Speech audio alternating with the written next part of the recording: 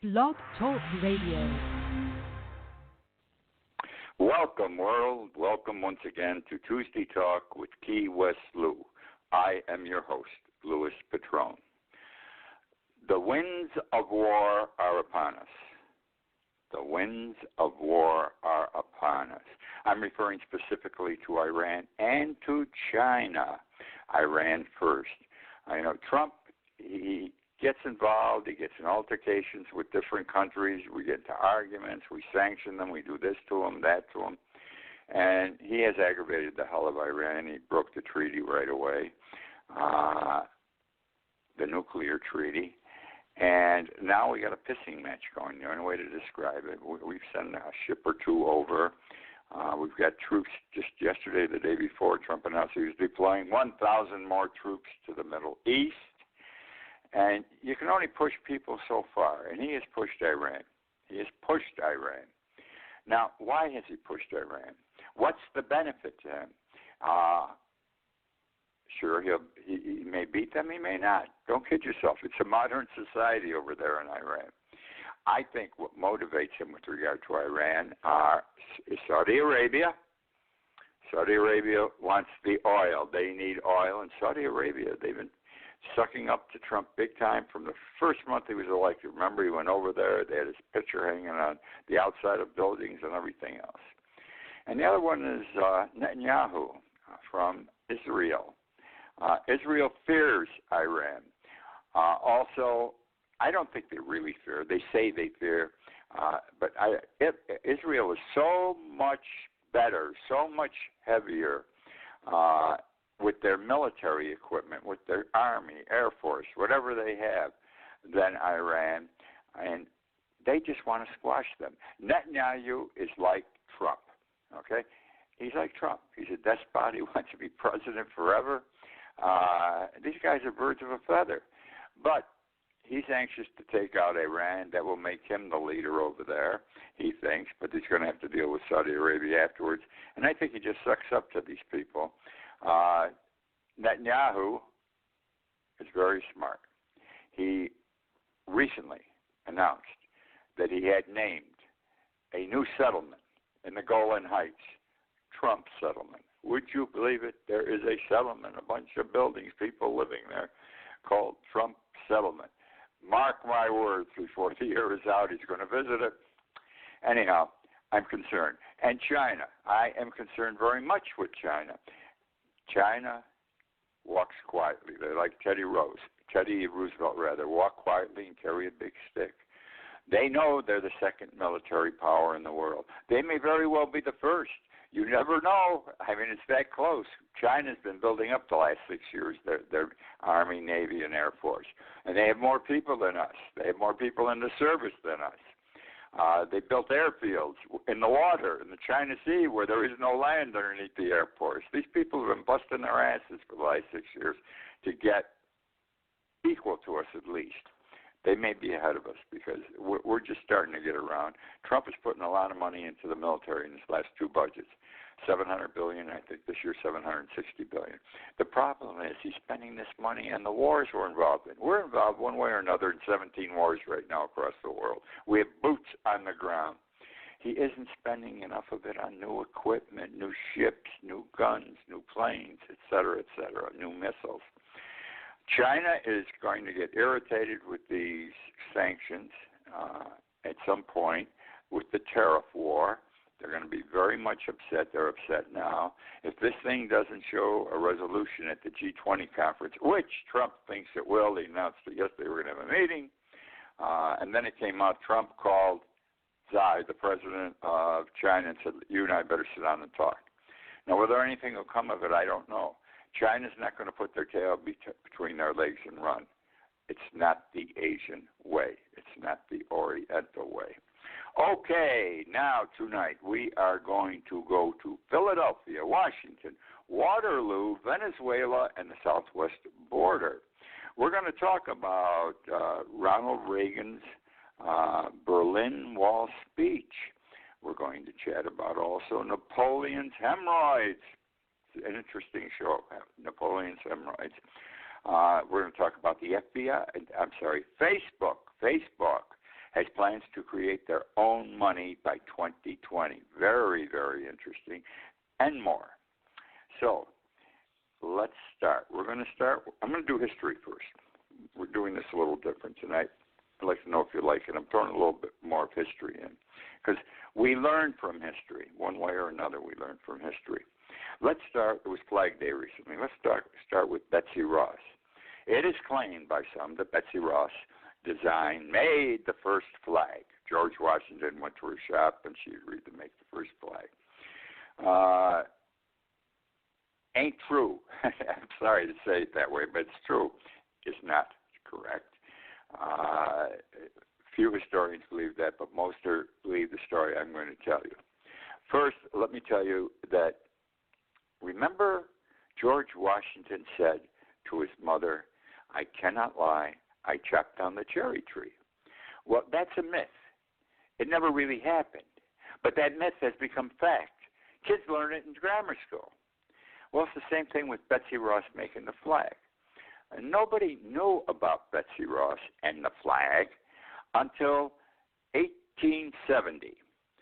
It's almost 100 years from when she supposedly made it, 1776. In 1870, her grandson, William Canby, he did some research and wrote a paper proving historically that his grandmother, Betsy Ross, had made the first American flag. It has to do it by George Washington. At that time, he was in Philadelphia. The U.S. Centennial celebration, the United States birthday, its first 100 years, would be 6 years later in 1876. The Historical Society of Pennsylvania went crazy. They loved this. They loved his grandmother. This was a wonderful story, and they adopted his tale as fact. Turns out he was a con artist. Never happened. He made it up, thinking he could make a fast buck off his paper and being the representative of his grandmother, et cetera, et cetera.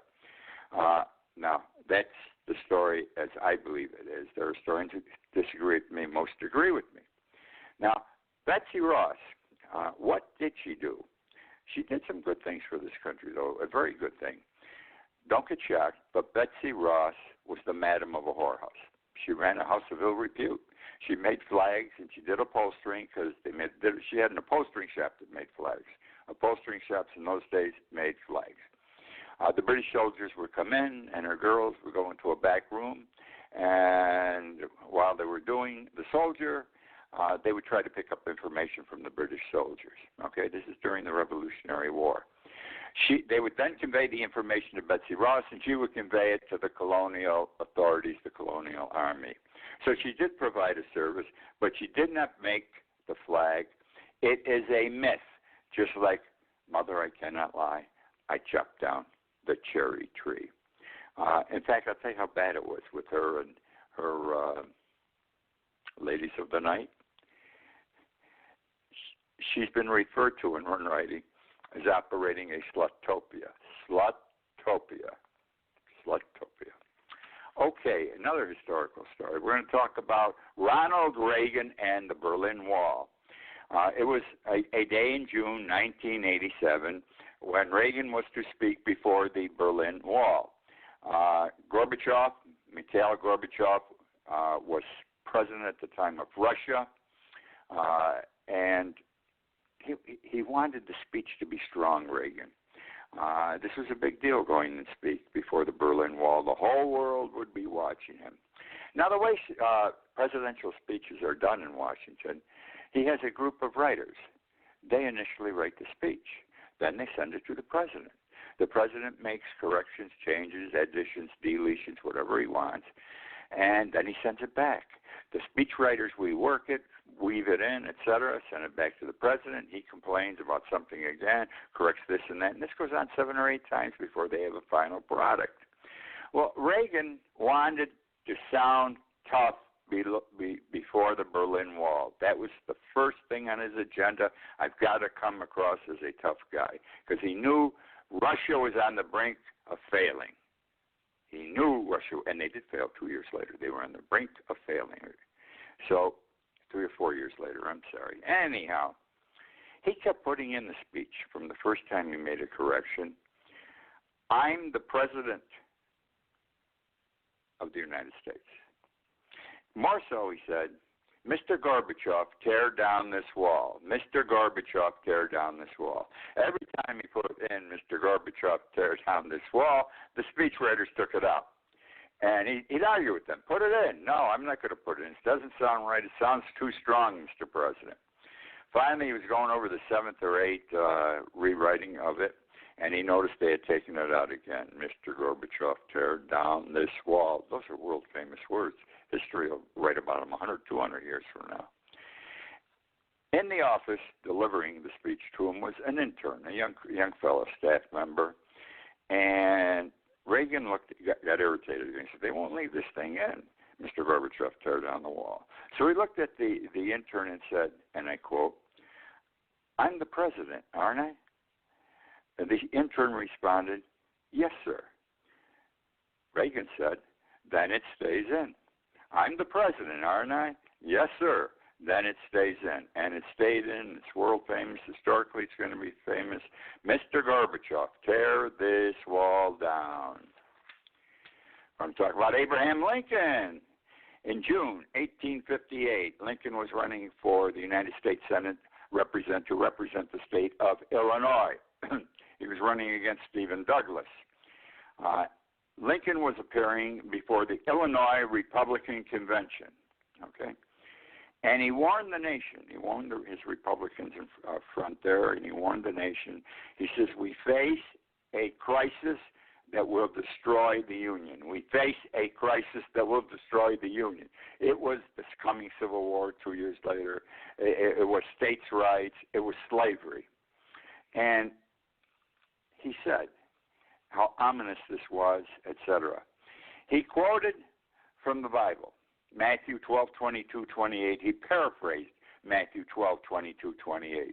And he said, and I quote, a house divided against itself cannot stand. A house divided against itself cannot stand.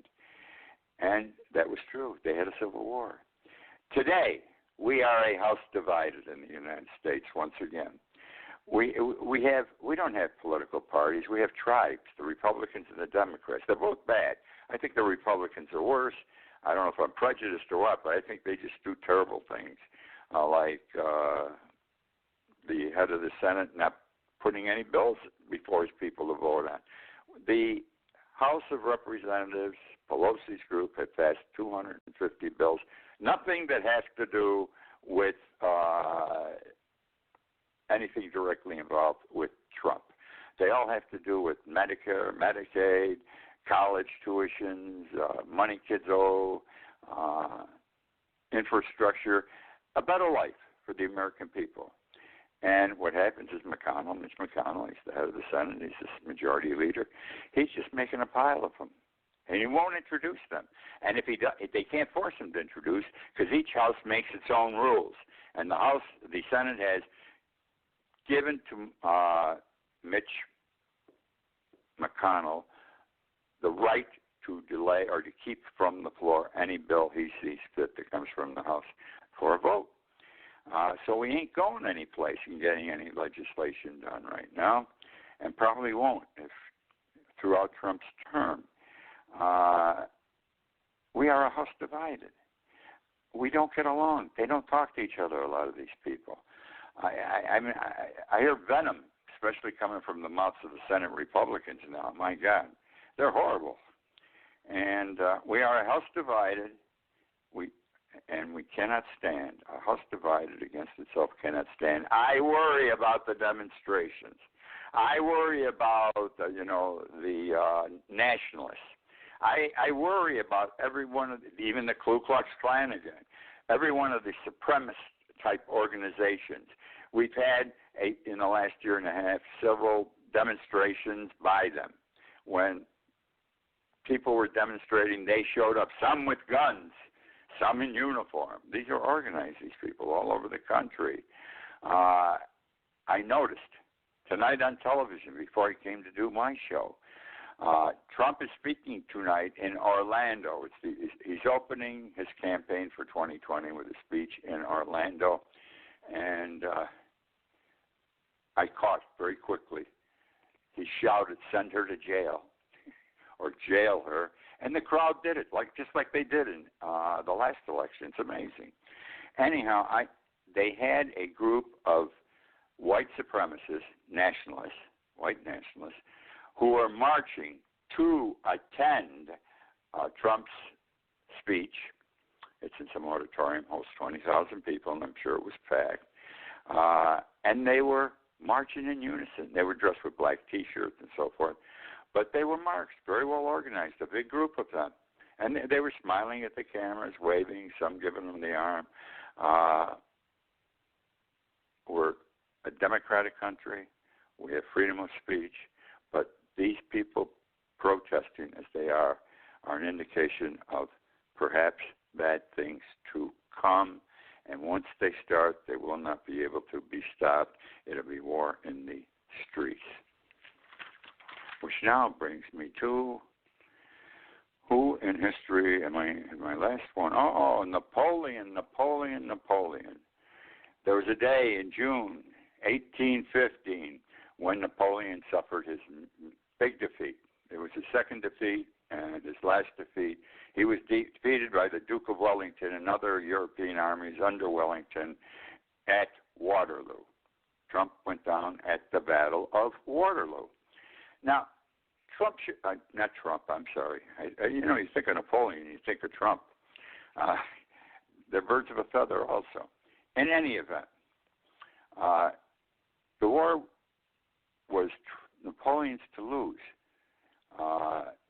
He was favored in the war. And this is the way this scenario played out. Trump had hemorrhoids. True story. Bad hemorrhoids. The night before the battle, his hemorrhoids were killing him. His doctors forgot to bring the leeches to suck the blood out of those, the grapes hanging there. They forgot the leeches. But they did have a painkiller. The painkiller was called laudanum, Laudanum. And they gave him the painkiller, which helped but didn't help enough. He was up most of the night and finally fell asleep late in the morning. Laudanum is a tincture of opium containing morphine and codeine. So Napoleon was flying. He wasn't himself. A tincture of opium containing morphine and codeine. Instead of getting up early, he liked to fight his battles early in the morning. Instead of getting up early and go to the battlefield and knocking the hell out of Wellington, he slept late. He didn't get up till 12. He didn't arrive at the battlefield till 1 o'clock. He should have been fighting for 4 or 5 hours and already defeated Wellington because Wellington's forces were inferior. They did not have enough soldiers to meet the number that Napoleon had. Napoleon was a winner, no question about it. But he got there late. And in the meantime, Napoleon had called for help, and someone was coming from another battlefield far away, and they were on their horses driving towards Waterloo, and Napoleon didn't know it. But he started his attack at 1, and he was beating the hell out of Wellington's people. And about 4 o'clock, coming from his left, from Napoleon's left, is this army that was called another army, because there were several countries that were coming to aid Wellington in his battle. This would give Wellington a fresh force and a superior force. Now, the hemorrhoids come into play again. Napoleon fought his wars on a horse. He was always sitting on a horse, and he was in the background. He was normally on a hill, and he had some sort of a steam orbiter. He could direct his soldiers in this area and that area, and to make moves here and there. And he used to ride his horse on top of a hill, and looking, and Wellington's people are in front of him. He'd be looking to the right. He'd be looking to the left. He'd be riding on top of the hill through the trees to come out someplace and see what was happening on the other side, because he wanted to be sure all the time. He had to cover his troops properly. Well, he couldn't ride good on the horse. I'm laughing. This is terrible. But this is how history was made. He couldn't ride well because of the hemorrhoids. So he didn't take his usual trot to the left and to the right to see what was going on. Never saw the new troops who were coming, who got there at 4 o'clock, and all of a sudden the favoritism, the favor in the battle changed, and Wellington's forces became powerful. They had the other army with them, and they beat the hell out of Napoleon. The war was over in 2 hours. 2 hours after this other group arrived, the war was over. They arrived at 4. The war ended at 6 o'clock. Now, there's more to this. I find this very interesting. I came across a page out of a Sears catalog from the early 1800s, a Sears catalog. Prescriptions today are very expensive. I don't have to tell you the pharmaceutical houses are making a ton of money and screwing the hell out of the American people. Guess how much laudanum cost back in 1815? 1 ounce, 8 cents. 2 ounces, 15 cents. 4 ounces, 25 cents. And you could take a hell of a trip for that amount of money. Want to talk about Venezuela? We know they got problems. They've had problems for 6 years. I mean, they ran out of food. The farmers weren't even growing food because there's no food to sell. They had no food. They killed their pets and ate them. Then they attacked the zoos and killed the animals and ate that flesh. Then they ate the grass and they ate the roots under the ground. And then they had no food. I'm laughing, but this is exactly what happened over a period of about a year or two.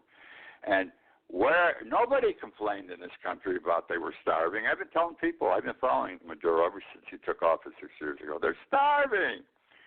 It was a humanitarian crisis, but all of a sudden, Trump wants to invade Venezuela. Remember a few months ago? He says there's a humanitarian crisis. The people have nothing to eat. Where the hell's he been for 6 years? Anyhow, he sent 3,500 troops, if you recall, to the Colombia-Venezuela border. He sent F-35s there. He sent missiles there. And our troops were ready to cross the border and attack Venezuela, and they would have knocked the shit out of them. Except for Russia backs Venezuela. They have been backing them because Russia wants the oil. Understand, this is why Trump wanted Venezuela also. Venezuela has the largest oil reserves in the world. The largest oil reserves in the world. But they can't get the oil out of the ground. They don't have the money. They don't have the equipment anymore. Russia, when Trump said it's 3,500 down to the border, they landed troops on the west side of Venezuela, on the opposite side. Russian troops on the ground, boots on the ground, and they also brought airplanes in. We didn't have any airplanes there. We were on the other side of the border, though. And somehow the war never took place. We sent 3,500 troops out, spent all that money, and they came back a week or two later. It was another one of these Trump things. I don't know why he wanted to go to war with Venezuela except for the oil. That isn't what I want to tell you about tonight, though. You probably already know that. I've spoken about it and written about it in the past. What I am concerned with is the percentage, the rate of inflation in Venezuela. It is mind-blowing. Today, the rate of inflation in Venezuela is 130,000%. 130,000%. Money is useless. It's no good. So you can appreciate, and I make myself clear on what 130,000% means I compare it to the rate of inflation today in the United States. Our rate of inflation is 2%. Okay, and people are getting excited. Trump's getting excited. It's too high. It's going to go higher. We're going to find out tomorrow. But 130,000 to 2%, they're in trouble over there. Now Trump goes to Putin, his buddy. He's our friend, remember that. Goes to Putin after we pulled our troops back, and he said to Russia, Putin told him, they're on the phone again, he got out of Russia too. Trump says, I got our boys out. He says, I got mine out too. Good show. The only trouble is Putin didn't move any Russians out of Venezuela, not one plane out of Venezuela. They are still there. And it's, again, and it's been many happenings, Trump got bullshitted again by the head of another country. Okay. Facebook. You've got to admire Zuckerberg. He made himself, so rich. I admire him. I admire him. He did it in college. He designed Facebook. I admire Bill Gates. He became a multi-billionaire. He's given money to all kinds of charities, he and his wife, at billion-dollar levels. Now, we're giving, our nation, Washington is giving Zuckerberg trouble, Facebook trouble. They may be right, they may be wrong, I don't know. But Zuckerberg's no fool. And he announced yesterday something that is huge. He announced that in 2020, Facebook is going to come out with a cryptocurrency. A cryptocurrency. A cryptocurrency is a global digital currency. It's new money, a new form of money. Zuckerberg is going to have Facebook put out a new form of money, cryptocurrency. He's calling it Libra, and he can be a success, the economists say, because Facebook has in excess of 2 billion active members right now. 2.38 billion to be exact. Isn't that wild? And Zuckerberg figures most of them will deal in money with his organization. And it's not just Zuckerberg alone on Facebook. He's gone out and he's brought other companies in. Joining him in this thing, but he's got Facebook running it, is Uber, Lyft, Visa, MasterCard, PayPal, and other organizations. So he's doing it wisely. If he is successful, and he may fail, it's been tried twice in the last 2 or 3 years, new money, and in each instance it hasn't really taken off. But if Zuckerberg succeeds, he will have created a whole new economy. He'll blow the banking industry out. Everything's going to change. It's going to be interesting to see what happens. On Wednesday, Trump was interviewed by George Stephanopoulos for a whole day. Stephanopoulos just followed Trump around. They talked. He filmed them. And Wednesday and Sunday night, the show was aired. I'm just going to, you've seen it. If you haven't, you've heard about it. I'm going to share a few things with you. One of the things Trump told Stephanopoulos, too late at night, my friends, Trump confirmed that he treats his oath to serve the United States faithfully with the same contempt he's given to his wedding vows and business contracts. Isn't that wild? Same contempt he's given to his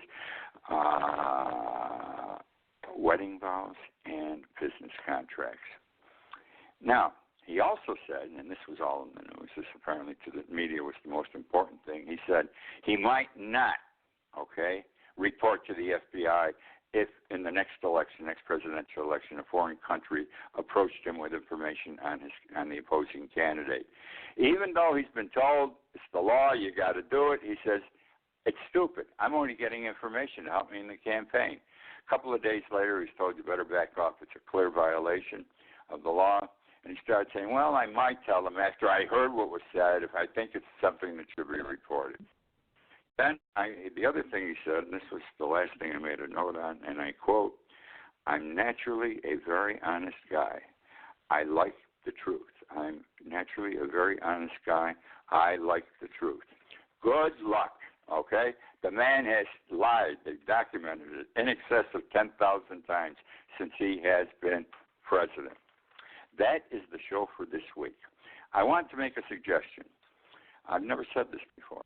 I write a blog every morning, TWeslew.com, TWeslew.com. Read it. It's just what I have here. It's longer though. It's about 1,000 words. You can read it though. It's not longer in the sense that you can read it in about 3 minutes, and you'll enjoy it. If you enjoy this, you'll enjoy that. I say it the same way, though you don't hear me ranting and raving. TWeslew.com. My blog, My Life in Key West, you'll enjoy it. It's American politics, national happenings. It's Key West. I talk about what happens in Key West, too, and the people I meet down there, et cetera, et cetera. Try it. I guarantee you'll enjoy it. If you don't, you don't have to read it anymore. Thank you for joining me again this week. I look forward to being with you next week.